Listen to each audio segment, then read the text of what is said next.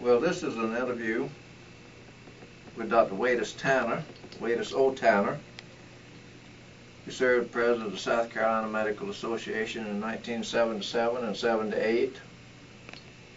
And we're in Dr. Tanner's office in Columbia, South Carolina. The interview is being conducted by Dr. Laurie Brown and Miss Monya Green.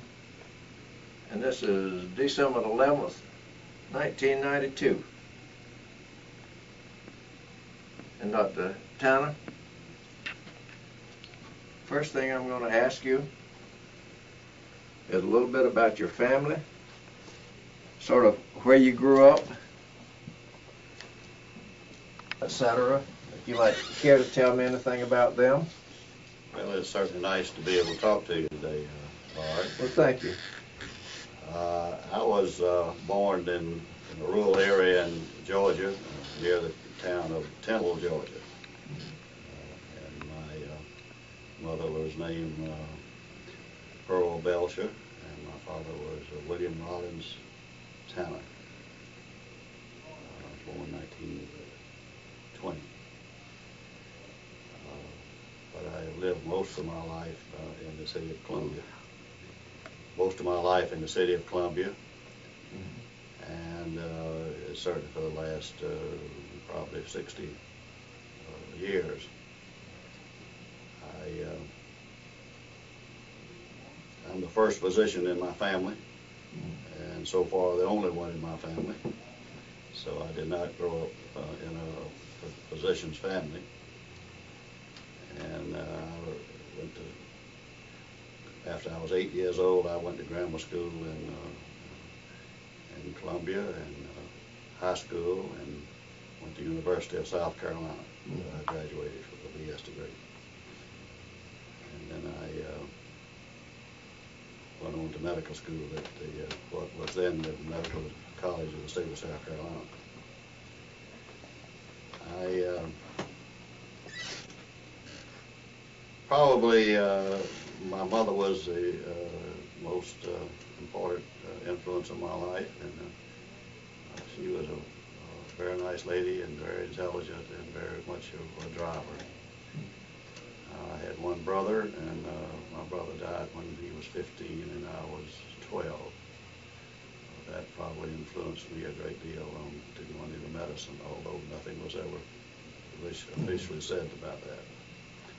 But as I say, my mother was a very strong person, and I'm sure she indicated to me that was what I was going to do.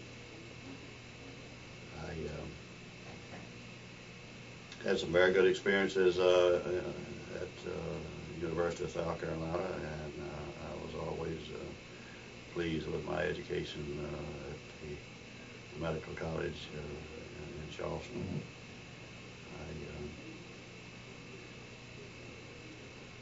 One of the questions they had asked on was who influenced me at the Medical University, and I still remember very fondly Dr. Kenneth Lynch, and of course Pratt Thomas, we used to call PT, and who was not very much older than we students when I was there. Matter of fact, he doesn't look much older than that now when I see him, but still remember Pratt Thomas fairly kindly. And we had a professor named, I believe his name was James Conard, who was our physiology professor, who we were very fond of also, and seemed to be a student favorite. I saw Dr. Conard last night. Yeah. Still Dr. Conard. Very nice fellow. Because we liked all of the professors. Some of them at the time we didn't like too well. I remember our medicine professors sometimes we didn't like too much, because Dr. Kelly, who used to get on to us pretty bad, and but I also have to say that during my years in the service, I served in the Yale unit overseas, and I also served in the hospital unit, and I also served in the Harvard unit, and I'll have to say that I never found my education from Medical College of South Carolina lacking. In fact, I thought at the time that my practical education was much superior to those from the Ivy League medical schools. I interned at the old Columbia Hospital in Columbia with my friend, close ally for many of these years, just like a brother to me, is Tucker Weston and Oscar Laborde and Pete Tootin, who is dead now, and Marion Davis. We were quite a group out there.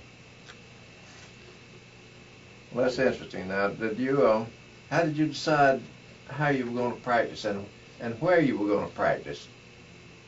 You remember? Well, I came back after serving 2 years overseas as a medical officer, and the last year as a military government outfit in Korea. I came back and was so glad to get home, I decided I'd stay home. This is my wife's home, and she her family was here, and I really never considered practicing anywhere else. So I started in from scratch, and as I say, I didn't have any family in medicine, but some of the physicians in town were very nice to me, Dave Adcock and Smiley Burnside, who I remember very kindly. Yes. And so I started in from scratch practicing. But it was then general practice. Right. And was really general practice because we did everything, including delivering babies and some surgery and of a minor nature. Now, when did you get married? Were you married in medical school, or? I married the last 6 months I was in medical school. You know, I was in the second class of 43. Yeah. We had 2 classes in 43. We had the June class and they had the December class. And I graduated in the second class, and I married Jenny Floyd when I was in June, before I graduated in December. She was a school teacher, and she and I had been in love and practically engaged for the 3.5 years I was in medical school. We would just wait until we got enough money. Teachers didn't make too much money then, as you know, medical students didn't get much. But when we had the ASDP program in the Army, I think we got $150 a month, which was mostly was for substance rather than a salary. And so we decided we were rich and we'd get married. And I have 2 nice children. You can see the pictures on the wall. And my son, Wallace O'Neill Jr., who we can call Neil, and my daughter Lee, Lee Burroughs now. Well, good. And I have 2 grandchildren, three grandchildren, excuse me. My daughter has two children, a boy and a girl, and my son has a little girl who's behind me here. Well, that's nice. That's nice. So have a very nice family. It's small, but we have a very nice family, and we live in practice in Columbia now come January the 7th for 46 years. 46 years. Oh, that's a... And I'm now a family practice right, rather than a general practice. Yes, sir. And you've seen a lot of changes in your time of practice here. I certainly have. Originally, practice of medicine was pretty tough because we always had a fairly high volume practice, but it was very satisfying, and particularly since we dealt with the patient. Yes, sir. And that when you say we've seen changes, that's basically the changes we've seen.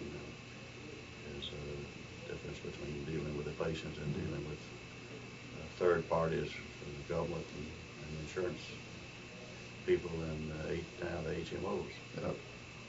Now, during this time, the whole thing has been a memorable event, your practice has, but is there anything particularly stands out as that you'd like to mention as, say, a most memorable event? How I can ask that, I'm not sure, but I'll ask it anyway.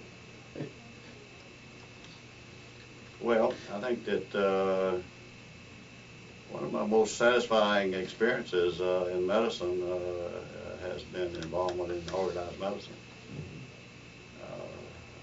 Pretty well, it's always been an addiction almost and hobby with me since I got into it. And when I originally got into it, I was a solo practitioner. Mm-hmm. And for several years I served both in the House of Delegates of the South Carolina Medical Association and in the leadership roles without a partner or anyone. Mm-hmm. So, which I think is very difficult. But somewhere along the line I got the feeling that if I didn't get involved, somebody else was going to do it, and sometimes it wasn't the way I wanted it to be done, or that I thought was correct that it be done. And I think some of my, because I've had a lot of good and bad experiences in the practice of medicine, which we all have. Sure. And, I think one of the most satisfying things in medicine has been when I was used to deliver babies and seeing the mother and delivering the babies later on when they got grown up, and which I practiced obstetrics long enough to do that, which was very satisfying type of thing. I think I read once that doctors, sometimes complain about how hard they work, and my wife, who is smarter than I am, she was smart enough to marry me, and she always told me, I tell her, I said, well, I have to work hard, I have to support you and the family and the manner in which you were accustomed, and she said, no, you don't, you practice medicine because you love it. And I read once that this fellow says, complain about you working hard and why you practice because people admire you and you feed on that, and I think that's true. And I think really good doctors, and I certainly hope that I'm one of those, do have that feeling. Certainly. That you are needed and that you're doing something, and it's very pleasant feeling. Mm-hmm. And I'm not sure that some people in other fields of endeavor have this. I hope they do, but I'm not sure they do. So, it's very satisfying. Maybe ministers do. Mm-hmm. So it's a very satisfying thing. So I was involved in organized medicine, starting out on a local level, and with the certainly gentle prodding of Tom Pitts, who was a wonderful fellow, and Dave Adcock, who was one of my heroes, and Strahler Pope, they got me involved. Matter of fact, Strahler gave me some good advice once. We were at a medical meeting, the Clinton Medical Society, and we were voting on alternate delegates to the South Carolina Medical Association. And I says, who do I go vote for? He says, vote for yourself. He said, if you don't think enough of yourself to vote for you, I don't think anybody else ought to vote for you. So that was some good political advice I got.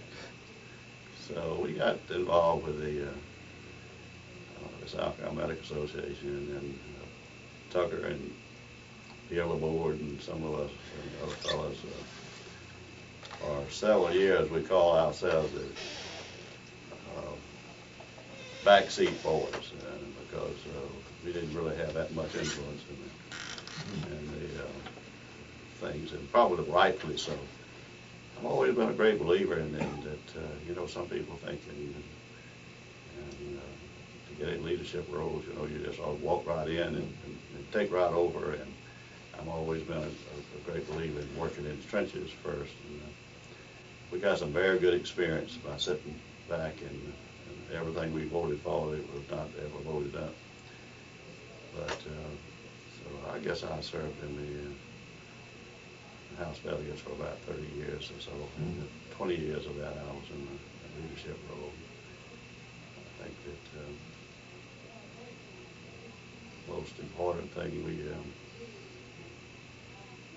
I have to say, back when we were sitting back there, we weren't too satisfied with the Medical Association was being run. And, you know, at that time, the Medical Association was located, the headquarters located in Florence. And my old good friend Jack Meadows was an attorney, and he was the executive of the Medical Association. He also practiced law, however, too. And so it was sort of a out of your back pocket type of organization. And Tucker and I and some of the others were sort of not. We were young Turks, and we didn't think it was too good. And the first thing we wanted to do was to move the headquarters to Columbia. And I never will forget, I have to tell you this, the old Dr. O.B. Mayer, poor old soul, he's an old nursing home man, and I feel sorry for him. He was a nice old gentleman. But he was, you know, kind of staid and straight-laced. And we were down at the Ocean Forest Hotel one time, and, you know, down the old Ocean Forest, which was quite a thing. So Tucker and I, young, brash people, you know, and we were out discussing how we were going to get the Medical Association moved to Columbia. And he came out and at the elevator he'd been upstairs, and we talked to him about it. And he says, "You young whippersnappers," says, "you think that people like me and all my friends can't get that thing moved?" Said, "Y'all got no chance whatsoever of getting it moved." So we were young and probably stupid enough to think we could do it, and you know, by George, it did it. So it did it. It did it. And one change, the big change in the Medical Association at that time was we made two changes, and we were smart, I think, smart enough to know. A lot of the changes come back to haunt you too, by the way. You know, you have to think about that in politics. And one of the things that we did was we noticed that past presidents had such an influence on the organization.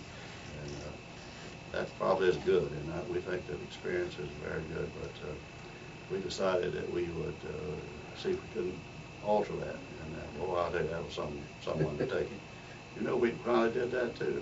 And the other thing was that we also noticed that the council, or the governing body of the Medical Association, was self-perpetuating, because the councilors, who represented districts, were elected by the House of Delegates, and they were also nominated by the House of Delegates. So it was just if whoever was in power just continued in power.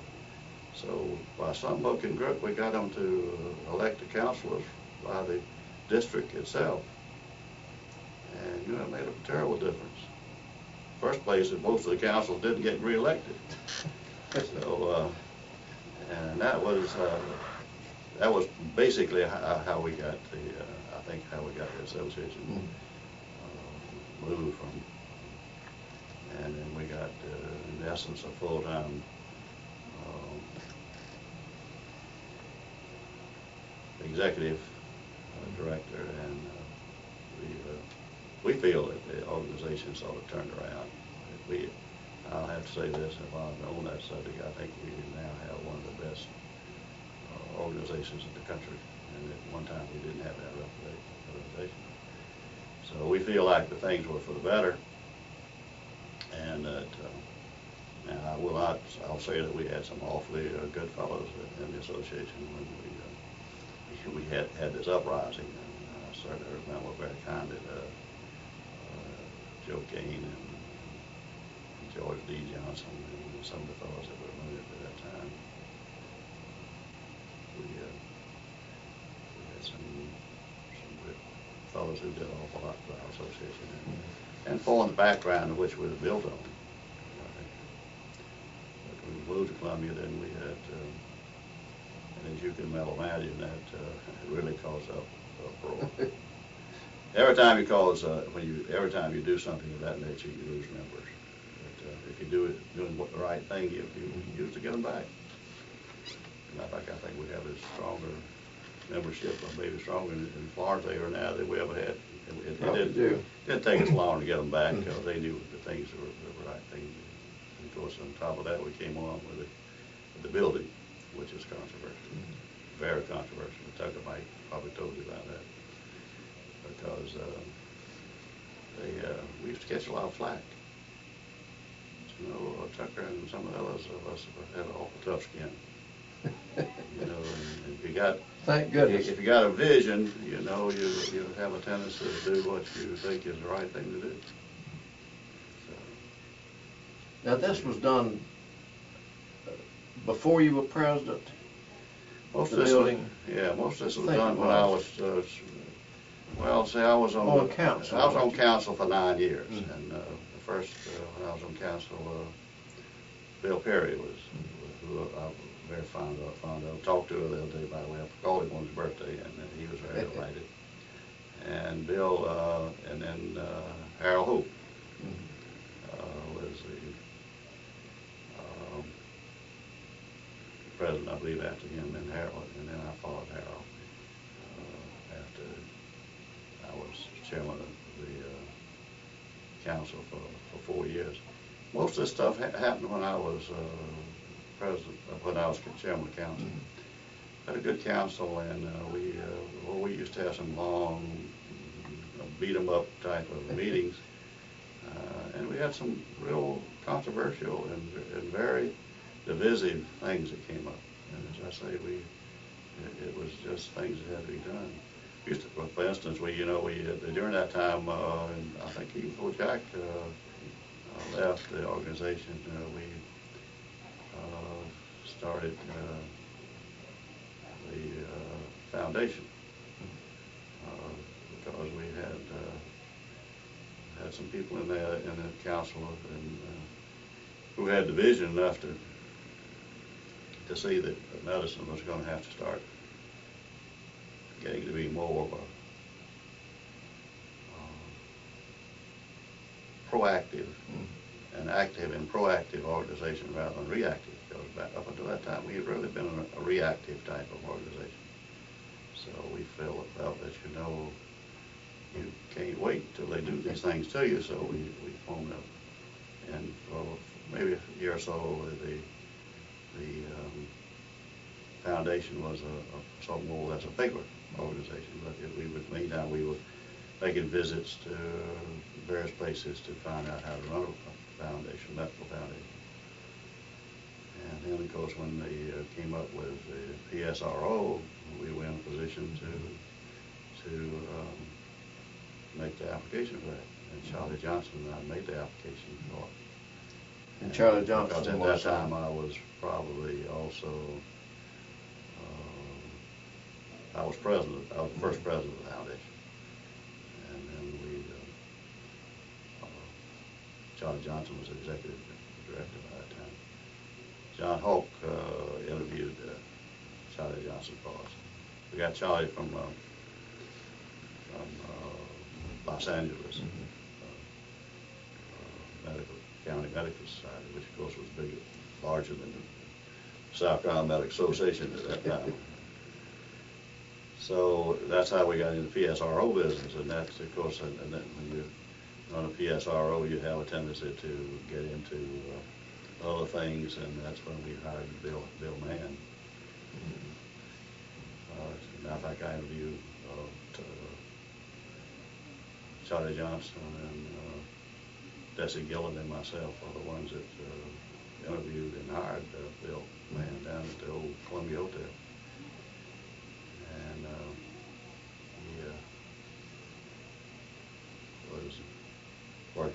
Illinois Medical Association at that time. So and then we built, as I say, we built a building, which everybody said was Tucker's folly, and turned out pretty good. We sold it for profit, and now we got a nice building out on I-26, which is, I think, real and debt-free. I hope still debt-free was when I left the building commit the board of directors.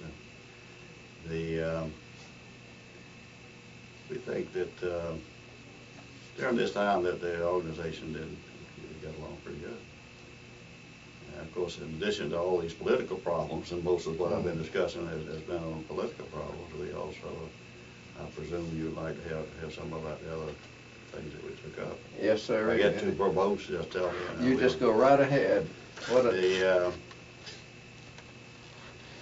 We got the same problems as I indicated before we started the interview, and what y'all wrote about November of '77. We had the same problems facing medical profession: access, cost, and quality. And they haven't changed. And of course, in addition to that, nowadays we also have some others. But I mean, back when I was first in the leadership of organized medicine, we were really in sad shape as far as malpractice situation was concerned. And we had our adversaries were, we had a full relationship with them. They didn't understand us, and we didn't understand them. One of our projects when I was chairman of the board was to improve relationships with all of the people we deal with: DHEC, DSS, Hospital Association.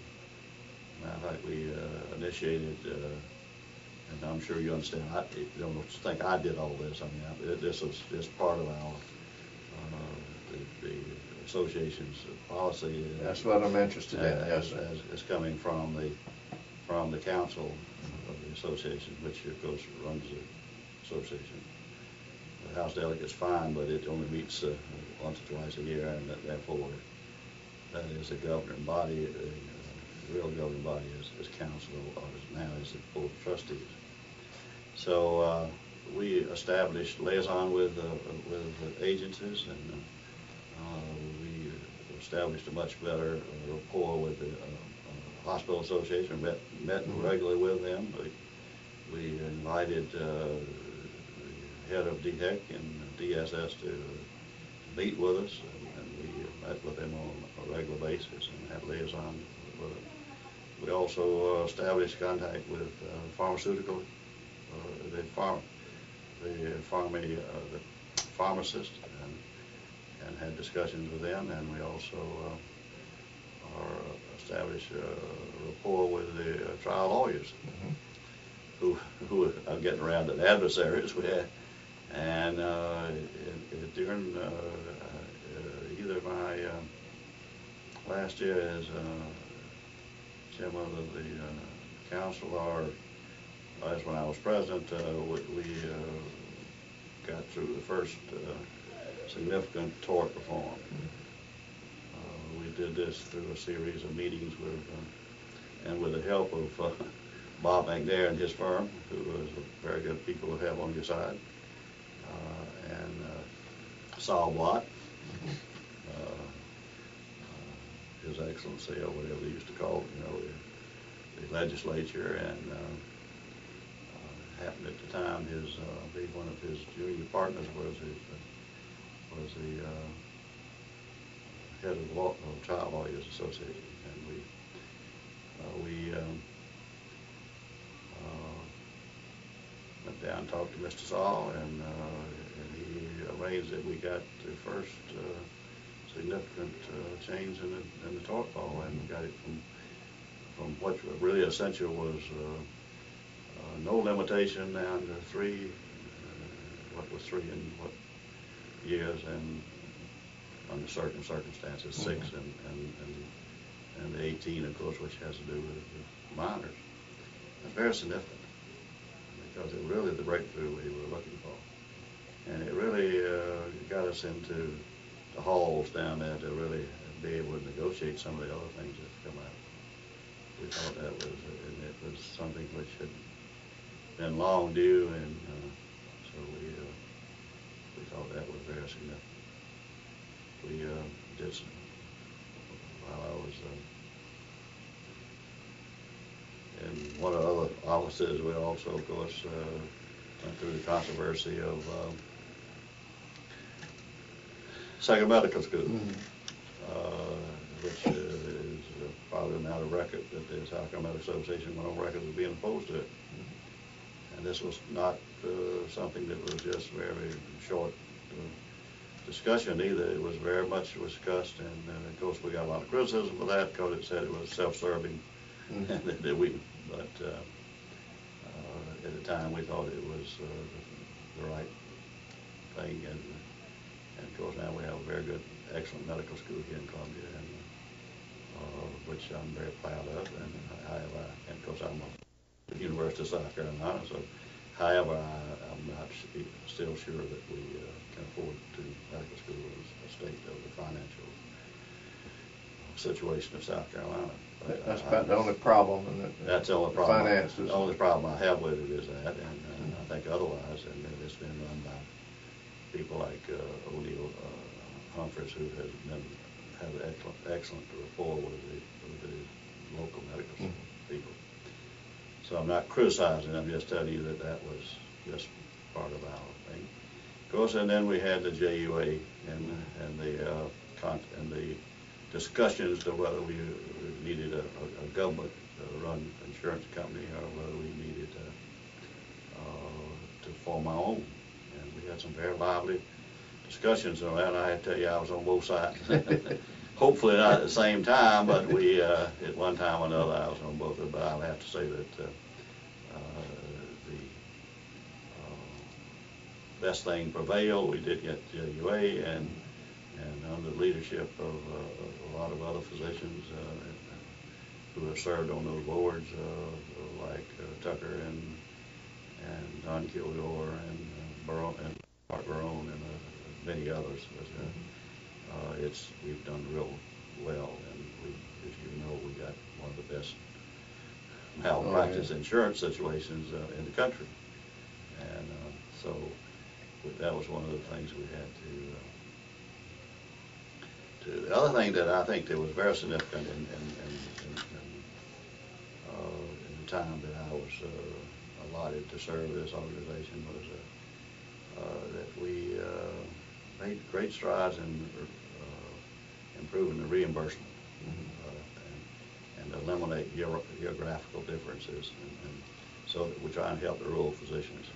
Of course, I have to say now they're still in bad position, and I'm sure what we did is certainly didn't alleviate the whole thing, but it did help them. And I'll tell you what, that was very controversial. We really had a lot of problems. The whole organization with doing that. At one time we were the only state in the country that eliminated geographical differences in reimbursement, and we were a pilot project, and we were very proud of that. So that was one of the things that we did, and as I say,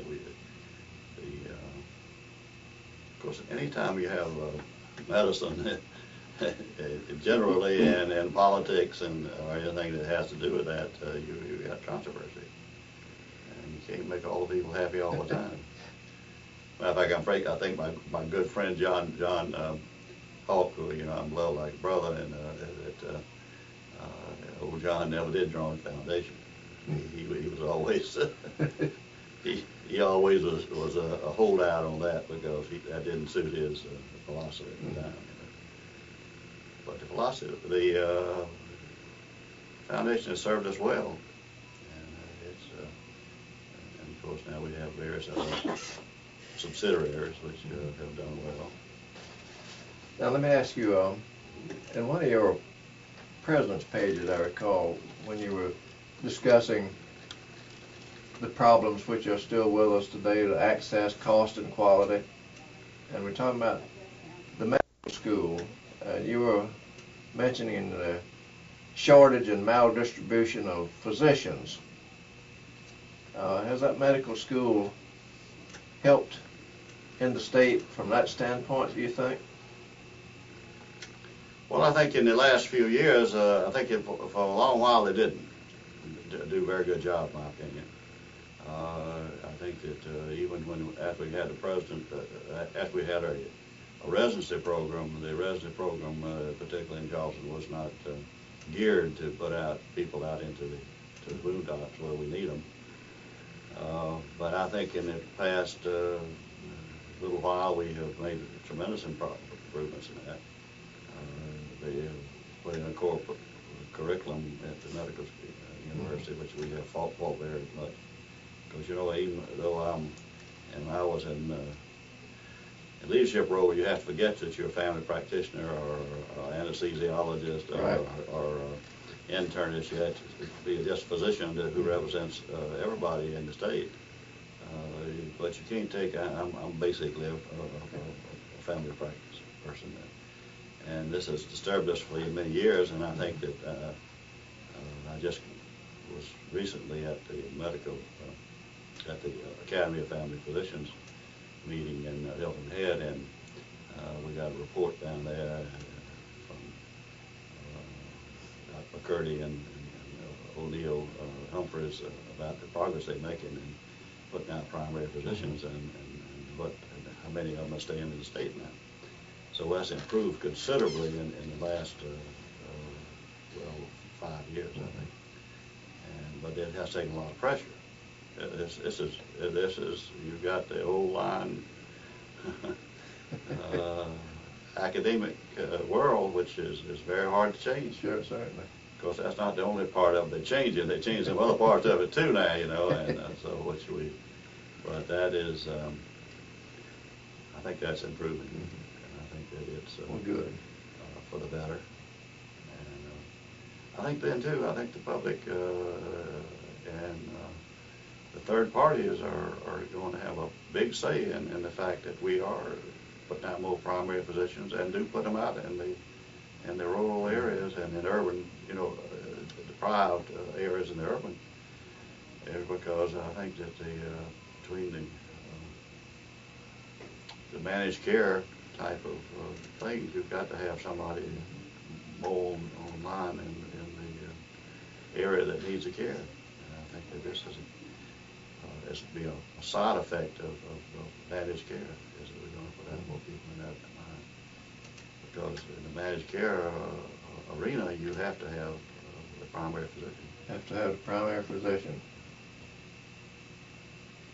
I don't know whether it was you, maybe you told me that my friend Perry Davis in Clarendon County, Pinewood, or Sumter County, I guess, was having somebody come in to work with him. Yes. Perry's been in general practice for all these years, family practice alone. So something must be alleviating the family practice shortage a little bit.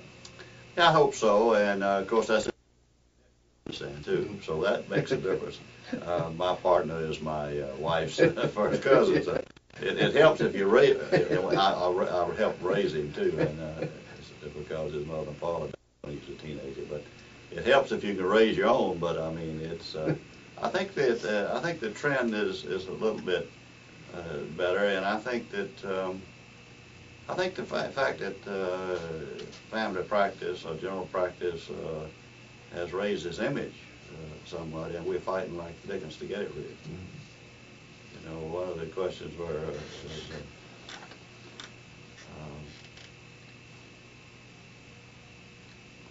what I did after I, you know, sort of retired from the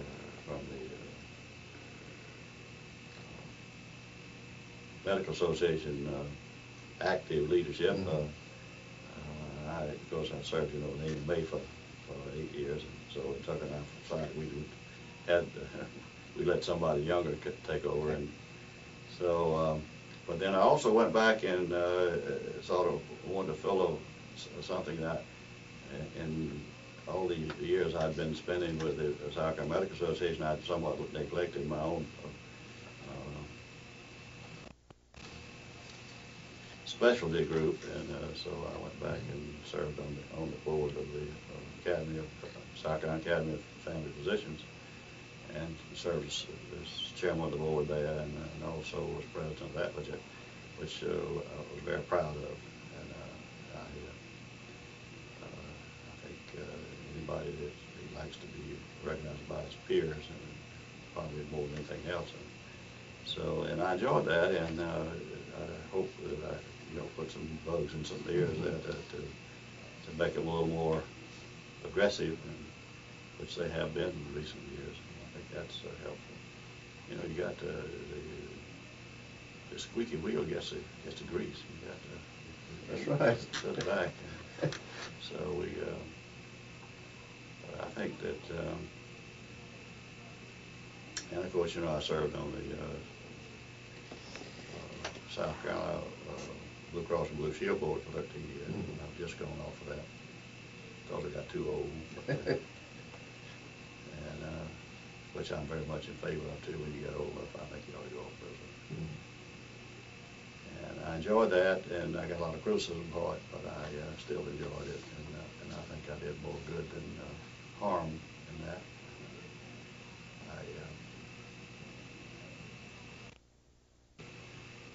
I think we improved somewhat the rapport between, and I think we could need more of that. We need to have more rapport between the third parties and yes, sir. And organized medicine, and as I said, we tried to promote that when I was on the board, and because you've got to deal with people. You can't stand off and criticize them. You got to be able to deal with them. If you deal with them, then you start to understand the other man's problems, and then you can do a better job.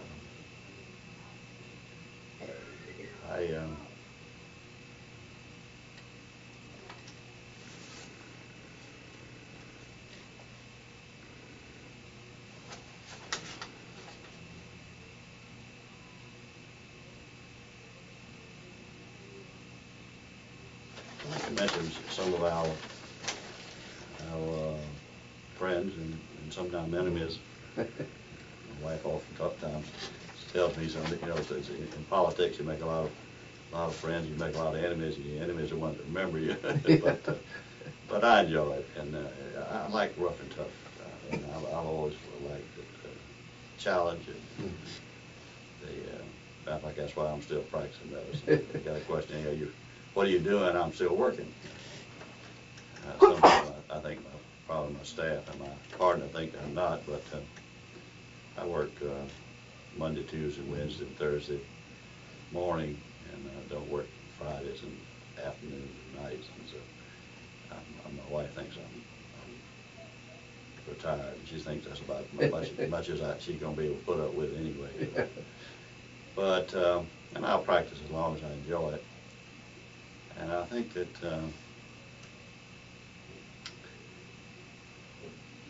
I have hobbies. I mean, it's not a matter I work because I don't know what to do myself. I could do a lot of things. In fact, I do a lot of other things anyway. I fish and play some games. Some people call golf. I'm not sure what my game is, but I have a little granddaughter I help take care of too now, which is a joy. She's adopted, by the way, but she's just a joy in our life. So we love her, and of course I love my other two grandchildren too, but they have grown. Teenagers are harder to love. Until they get about 18, and one of my other granddaughter's 18, so she gets a little more bearable. But when they're little, they really, you can love them a lot better than you can once they get up some size. So I have plenty to do, and I don't practice because I still enjoy it, and I still enjoy patients. One time I had considered going administrative medicine, and I looked at that for a while, and I said, look, I'm not going to be happy doing that. I'm not going to have to do not seeing patients. I enjoy it. I got to get something from the interaction. I think medicine is future medicine. Is one of the questions you all want to know about. I was going to ask you about it. What do you think about medicine, where we're going? And well, I think let me first say what being a major issue facing medicine. I think high tech cost. We have come to the point that we are able to prolong death too well. I'm sure a lot of my colleagues would call it prolonging life, but that was prolonging life. I'm just not sure what quality of life they're talking about. One time I took care of maybe 300 or 400 people in a nursing home setting, which I don't do anymore, and because of the insurance risk. And it was very satisfying practice.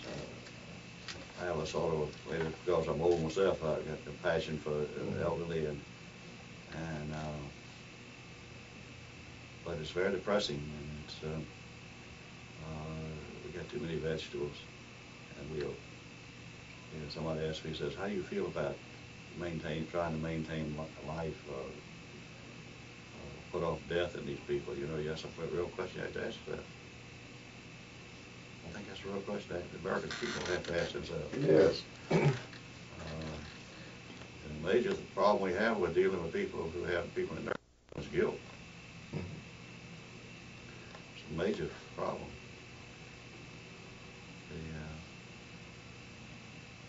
Two things you hear most in a nursing home are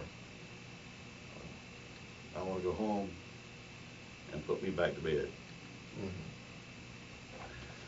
That's sad thing, So I think the American people are going to have to decide when do you cut off care.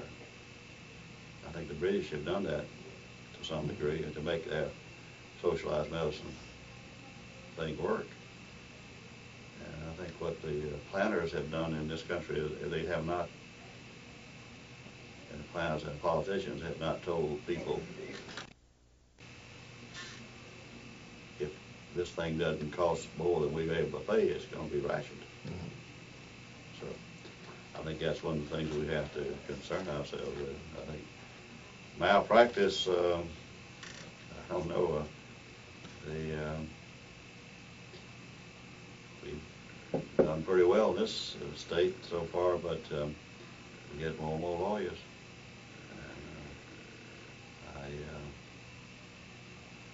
And the more high tech we get, the more suits are going to be possible. Because I think a lot of nowadays some of your suits are on loss of image. I think that that's one of our real problems. I think that part of that's due to the public, some part of that's due to our own selves. Of course, the government many years ago said that we were not a profession but a business, and I think some of our colleagues took it with their word. Unfortunately. And we have some physicians, and I'm a free enterprise person from the word go, and however, I think that some of my colleagues are embarrassed by their incomes. And I think that the organized medicine doesn't have the ability to do that. We don't even have our ability now to keep our colleagues from advertising, and some of it is not too pretty in the paper, I think, and so we can't do that because the FTC tells us we can't. Right. So I don't know what we can do about trying to put a break on the doctor part of the, I abhor the word provider, Oh. but part of it, and so I don't know, but I think that the other thing that's is the government and third-party interference. I think that they, again, you know, that's the old golden rule. He who has the gold makes the rules, and the government is paying the bills, and what bills they're not paying, the third parties are paying, and when they pay the bills, they want to make the rules. And I think they're getting more and more cookbook medicine. Because what they don't understand is the more rules we put out there, the more it costs. The more it costs. But they don't have an understanding of that. They really don't understand that at all.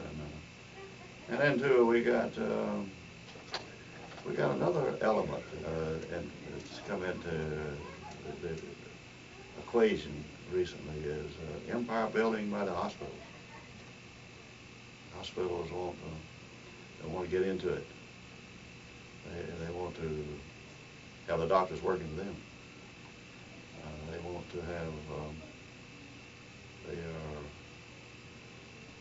these hospitals now are, the large ones are doing extremely well. The small ones are going out of business. And the large ones are making so much money they haven't hide it. So they have capital improvements.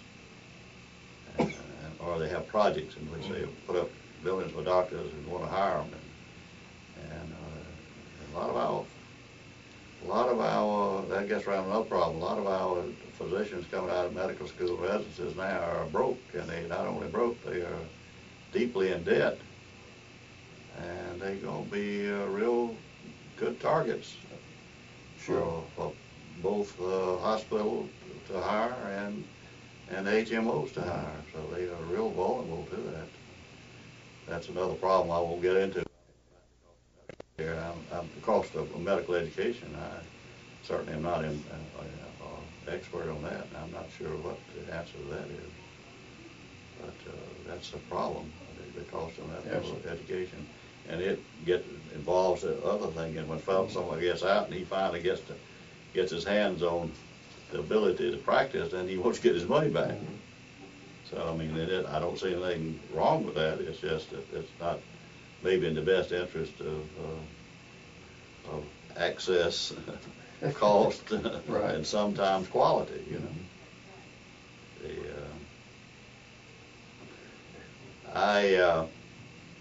You asked me about some of the fellows, personalities I met otherwise, other than out of medicine. I will remember, of course, I'm local. Hyman Rubin was always a friend of medicine here. Senate got beat, by the way. Matter of fact, all the fellows helped us got beat. McDonald was a fine senator we had from here. And old Saul finally helped us too. I have to say that, you know. And you're speaking of Saul Blatt, yeah, the Bishop Barnwell. Yeah, and he's always a very good friend of the medical university, by the way, too, as you probably know. But when push comes to shove, he really did help us on tort reform. And some of the trial lawyers have not been that bad. Everybody hates Ellis Kahn, but I've had some very good conversations with Ellis, and I'm sure when he gets you in court, he gives you the devil, but he's got some good ideas that I think the medical profession should listen to sometime about how to keep out of trouble. I have him speaking to a group of our residents sometime shortly. He'll be very good, and he'll tell you, he says, now if you do this, you're going to get sued. And I think that we need people like that. Some people don't like him for that, but I mean, I think that you got to tell the truth. And then you got that question says, I think they didn't ask, but I think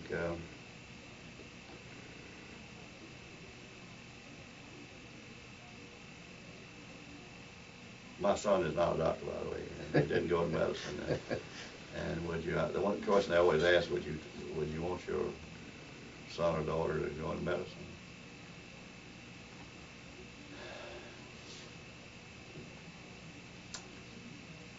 according to where you want to go into business or whether you want to go into profession, you know. It's getting less and less a profession and more and more a business. It's not a bad business. I think if somebody of equal intelligence could go in something else and probably make as much or more with the same preparation and the same effort after you get into it.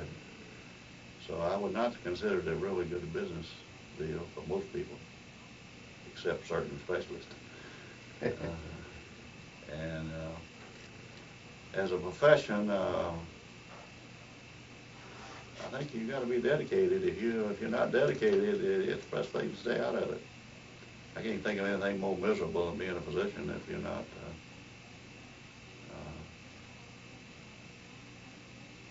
dedicated. I've said that 100 times. If you're not dedicated, you sure don't want to go into medicine because it takes dedication. And even if you go, if you make a lot of money, if you're not you're going to be miserable. You're not going to be, and I don't think it's a good thing to do that. But I do it again. Yep. Yep. Yeah. Because I'm shot in the somewhere with the feeling that somewhere along the line I've helped some people. Yes, sir. And I think one of the best quotes I've ever heard is the way to be happy is to give yourself away. Mm-hmm. It's hard to beat. So I'll probably do it again. You know, it's been a real joy. I've enjoyed it. Well, good. And one of the best things I've enjoyed, along with practicing medicine, is being part of organized medicine. Well, good. Is there anything else you would like to add that we might not have covered? Yeah, I've been talking a lot and probably too much, but anything else you'd like to ask me? That's what this interview is all about.